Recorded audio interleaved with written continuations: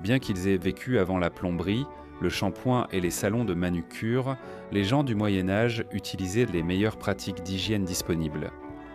Ils ne disposaient essentiellement que de paille et de saleté, pour être honnêtes. Alors comment les gens faisaient-ils pour rester propres à une époque où la plupart des paysans ne possédaient qu'un seul ensemble de vêtements ? Eh bien, nous sommes ravis que vous posiez la question car aujourd'hui nous allons examiner à quoi ressemblait l'hygiène chez les paysans médiévaux avant de commencer. Abonnez-vous à Weird History et dites-nous en commentaire quel sujet d'hygiène vous souhaitez voir abordé. D'accord, tout le monde, bouchez-vous le nez. Ça va être très désagréable.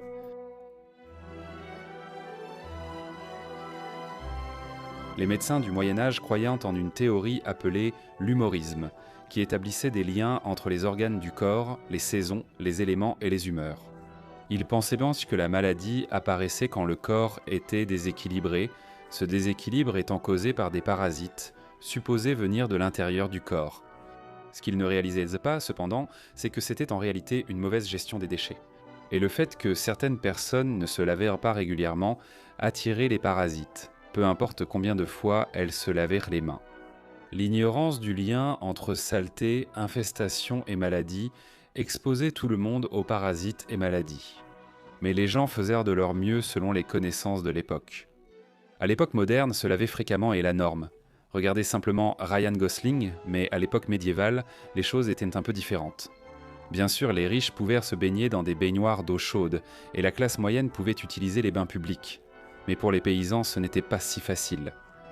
À l'époque, sans eau courante, les paysans transportaient l'eau des puits ou rivières chez eux à la main, rendant la toilette très laborieuse.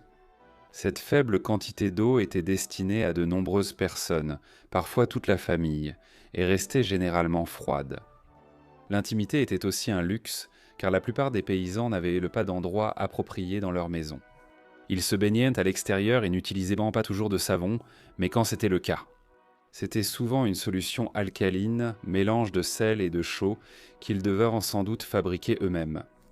Cela ne semble pas en valoir la peine, mais la plupart des paysans travaillaient dur toute la journée et sentaient souvent comme 17 sortes de fesses. Le bain aidait à éliminer la saleté, la sueur et les odeurs, et cela les aidait aussi à éviter les poux et les puces. Donc même s'il y avait certainement des gens qui ne se baignaient jamais, la plupart des paysans trouvaient le temps de le faire, même si cela n'arrivait pas souvent.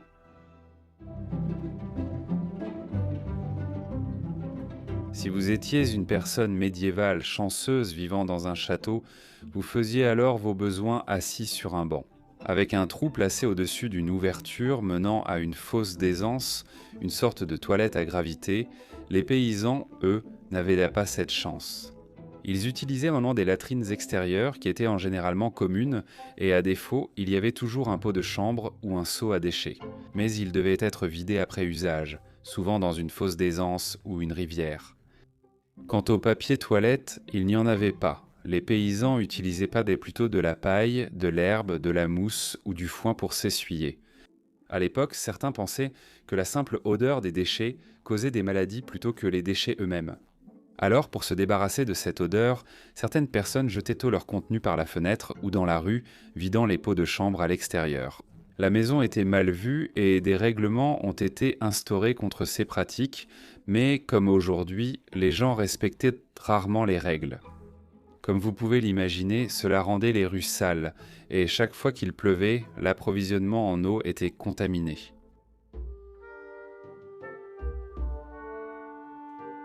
Les paysans médiévaux utilisèrent des brindilles pour se nettoyer les dents, faute de brosses à dents.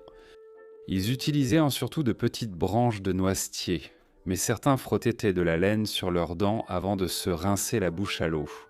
Ils ne pouvaient pas aller au supermarché acheter du dentifrice, sauf ceux qui en avaient les moyens. Ils utilisaient sel et sauge pour créer une pâte qui rafraîchissait la laine et blanchissait les dents.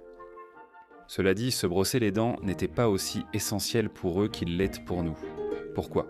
Parce que leur alimentation ne contenait pratiquement pas de sucre, donc ils ne souffraient pas de beaucoup de caries. Cependant, le pain moulu à la pierre qu'ils mangeaient provoquait l'usure de leurs dents. Donc c'était un peu mitigé à ce niveau-là. Si l'hygiène dentaire d'un paysan n'était pas suffisante et qu'il avait un problème avec une dent, il devait la faire extraire. Et comme vous pouvez l'imaginer, les paysans médiévaux n'avaient pas de mutuelle dentaire, ils n'avaient même pas de dentiste. Non, s'ils avaient besoin de se faire arracher une dent, ils allaient chez le barbier. Autrefois, les barbiers faisaient la plupart des soins dentaires. Si cela vous paraît effrayant, cela ne vous rassurera sûrement pas. De se rappeler qu'il n'y avait pas d'anesthésie à l'époque, donc les patients devaient simplement se saouler avant de se faire soigner les dents. L'alcool jouait un rôle clé en médecine médiévale, surtout après que les chirurgiens ont utilisé le vin pour nettoyer les plaies.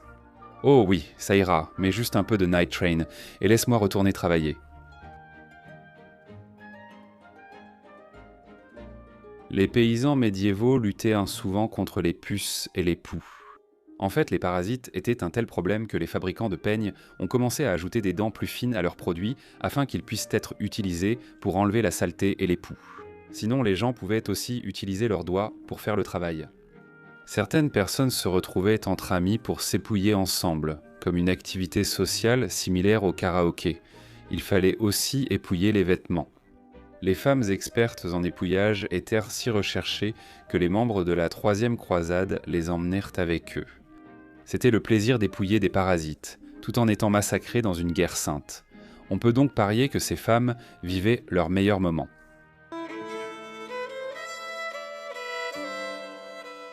Peu de documents existent sur l'hygiène féminine au Moyen-Âge, mais les historiens estiment que les femmes utilisaient divers objets pour recueillir leur sang menstruel. Beaucoup utilisaient probablement des chiffons déchirés, d'autres enroulaient des bandes de tissu autour d'une branche ou ramassaient de la mousse absorbante comme protection. Il est aussi très probable que certaines femmes ne faisaient rien et essayaient simplement d'éviter de tacher leurs vêtements. Les autorités religieuses ont stigmatisé les menstruations, expliquant le peu d'écrits sur le sujet. Depuis, beaucoup de femmes ont ressenti le besoin de les cacher. À cette fin, elles pouvaient apporter avec elles des herbes parfumées ou des fleurs pour masquer toute odeur. Mais comme les femmes médiévales vivaient peu et menaient souvent des vies dures, avec travail pénible et peu de nourriture, il est également possible qu'elles aient eu moins de cycles menstruels que les femmes de notre époque.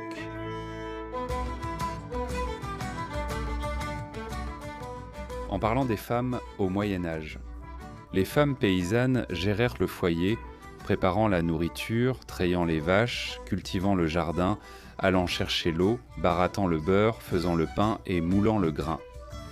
Les attentes de l'époque donnaient aussi aux femmes la responsabilité de garder la maison propre, ainsi que les vêtements de leur mari, et on s'attendait à ce qu'elles enlèvent les puces de leur chambre et de leur lit. Les livres d'étiquette conseillaient aux femmes d'utiliser des draps blancs pour mieux repérer insectes et parasites. Certaines femmes mettèrent des feuilles d'aulne dans la pièce pour éviter les parasites. D'abord, la plupart des villes demandaient aussi aux habitants de garder les abords de leurs maisons propres, d'où la fréquence des femmes balayant leur seuil. Dans les films médiévaux,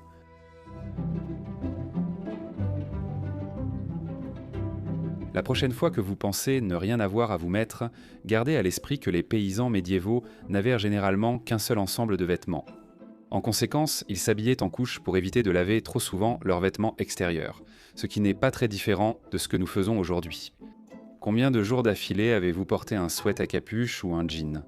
Les vêtements en lin étaient portés à même la peau, avec des habits de laine plus épais par-dessus. Déjà à l'époque, on savait que laver ses vêtements éloignait les parasites, et les livres d'étiquette recommandaient de changer de sous-vêtements quotidiennement. Bien sûr, si vous n'aviez qu'une seule paire de sous-vêtements, ce n'était pas vraiment une option. Ceux qui pouvaient se permettre plusieurs tenues mettaient des vêtements propres une fois par semaine, pendant qu'ils lavaient l'autre. Les paysans, ne pouvant payer une blanchisseuse, lavaient eux-mêmes leurs vêtements à la rivière avec du savon à la soude. Malheureusement, les rivières médiévales étaient souvent polluées par les déchets humains, les ordures et le ruissellement des déjections animales dans les rues, donc c'était un combat difficile.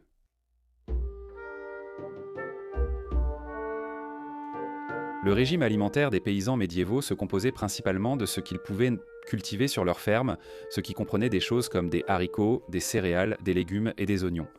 Ça n'a pas l'air si mal, sauf pour le fait que, selon la proximité d'un paysan avec une fosse d'aisance ou une source d'eau contaminée, la terre utilisée pour cultiver cette nourriture et l'eau utilisée pour préparer les repas pouvaient facilement être souillées par des déchets humains ou animaux. Miam, puisqu'il n'y avait pas de réfrigération.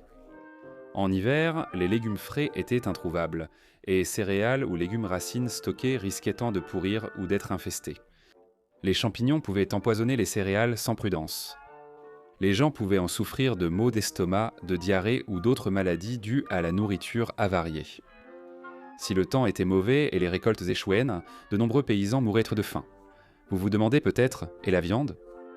Eh bien, c'était un luxe que beaucoup de paysans ne pouvaient pas se permettre, mais s'ils parvenaient à gagner assez pour en acheter ou à abattre l'un de leurs propres animaux.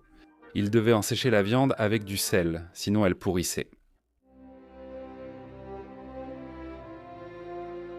Au Moyen-Âge, les gens utilisaient surtout des couteaux comme couverts.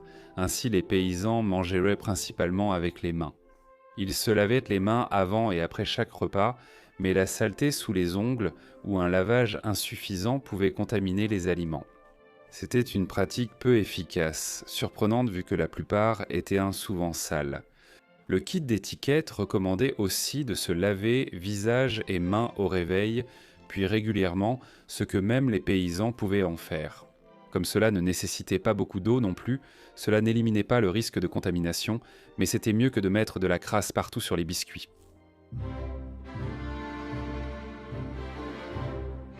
Les paysans médiévaux dormaient généralement sur des lits faits de paille, qui étaient relativement confortables et offraient une bonne isolation. Ça n'a pas l'air si terrible, mais cette paille devait être changée régulièrement pour éviter les insectes et les vermines, et beaucoup ne prenaient pas la peine de le faire ou ne le faisaient pas assez souvent. Ainsi, les paysans utilisant ces matelas souffrirent souvent de punaises de lit, de puces, de poux et de rats infestant la paille. Pour combattre la saleté, les gens mélangeaient des fleurs parfumées et des herbes comme la menthe, la camomille et la lavande à la paille. Et s'ils en avaient les moyens, ils utilisèrent des draps en lin et des couvertures en laine pour se couvrir pendant leur sommeil. Cela dit, nous éviterions quand même tout Airbnb tenu par des paysans médiévaux. Alors qu'en pensez-vous ? Auriez-vous pu vivre comme un paysan ainsi ? Dites-le nous en commentaire et découvrez nos autres vidéos sur l'histoire insolite.